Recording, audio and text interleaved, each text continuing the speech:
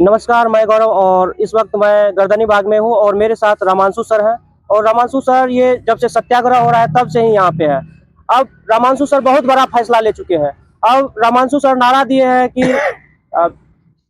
शिक्षा माफिया बिहार छोड़ो सत्याग्रह।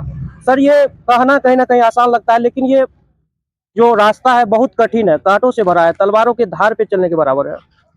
बिल्कुल है, लेकिन जब तक आदमी कांटों के राह पे नहीं चलता है और जो है तलवारों के नोक पे नहीं चलता है, तब तक उसको बड़ी जो है उपलब्धियां नहीं मिलती।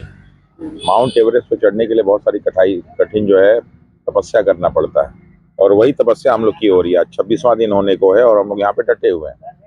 इतनी कम सुविधाओं में यहाँ डटे रहना ही हमारे साहस और हिम्मत को बढ़ाता है। तो हम लोग डटे हैं और 2 फरवरी से हम लोगों ने जो ऐलान किया है कि हम लोग इकट्ठा होंगे गांधी मैदान में, और पूरे गांधी मैदान को इस बार भर देना है। पूरे गांधी मैदान को भर लोग देना है। सोचते थे कि यहाँ छात्र बटे हुए हैं। पहले क्या होता था ना, प्रशासन रोक लेगी, क्योंकि प्रशासन जो है, छात्रों को रोकने की क्षमता नहीं है प्रशासन में।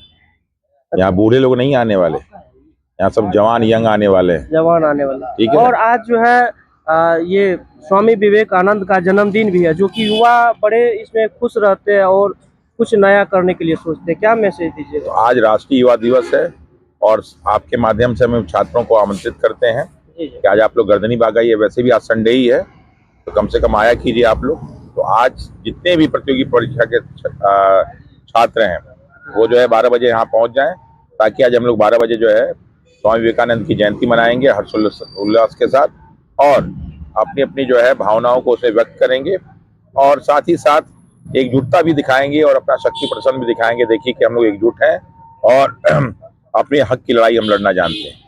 ये सर आज के लिए है कि आज 12 बजे से युवा दिवस भी यहाँ पे मनाएंगे।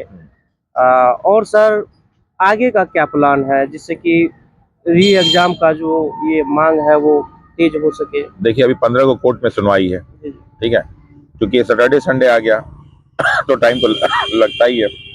तो सैटरडे संडे खत्म होगा और फिर 15 तारीख को सुनवाई है। वहाँ जो हो रहा है, लेकिन हमारी समस्या कोर्ट से नहीं है।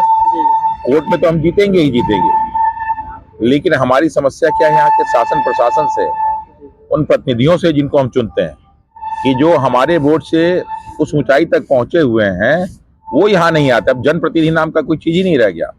ये फॉर्च्यूनर और मर्सिडीज और क्या नाम है एक्सयूवी में चलने वाले लोग ये समझ ही नहीं रहे हैं कि साहब वो हम लोग की वजह से मिला, आपकी कोई क्षमता नहीं है।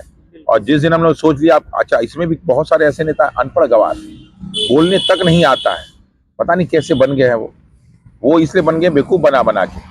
उनको इमोशन से भी नहीं मतलब, कोई यहाँ पे बैठा हुआ है तो कोई उपद्रवी बोल देगा, कोई कुछ बोल देगा, कोई मुट्ठी भर बोल देगा। ये नहीं सोचते कि इन्हीं के वोट से बनने वाले हैं।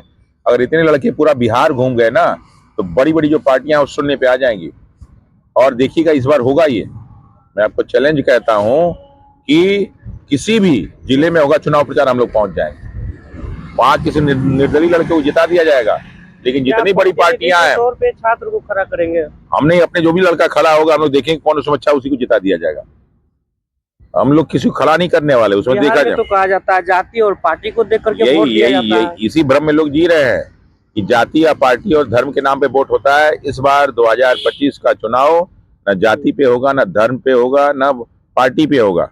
2025 का चुनाव सिर्फ और सिर्फ बेरोजगारों के रोजगार के मुद्दा पे होगा, पेपर लीक के मुद्दा पे होगा और छात्रों के मुद्दा पे होगा, और कोई मुद्दा अब इस बार है ही नहीं। सर कल जो है आप अपना ये जो सत्याग्रह चल रहा है उसका नाम को चेंज कर दिए, इसके पीछे क्या कुछ? कौन सा सत्याग्रह? ये शिक्षा सत्याग्रह? बिल्कुल शिक्षा सत्याग्रह ही है।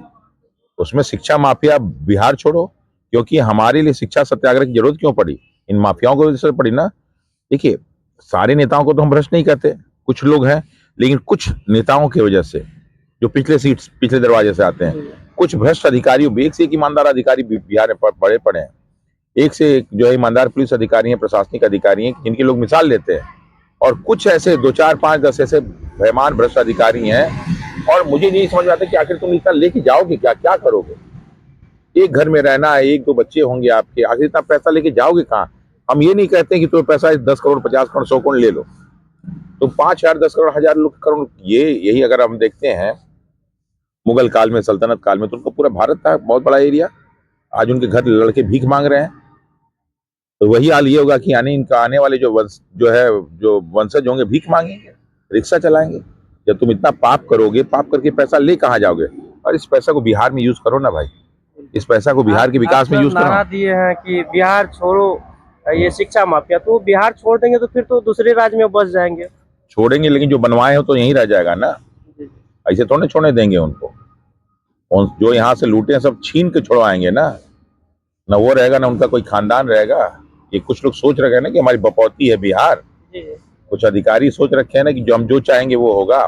और तुम कितना हो जी, 10 हो, 20 हो, 50 हो, 100 हो ना, तुम 13 करोड़ नहीं ना हो। तुम्हारी क्षमता 13, तुम तो 1 लाख में भी नहीं हो, तुम तो हजारों की संख्या में हो।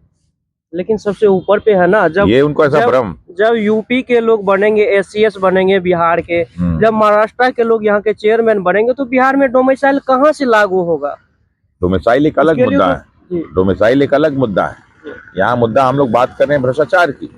डोमिसाइल पे आएंगे तो डोमिसाइल का मुद्दा बात करेंगे।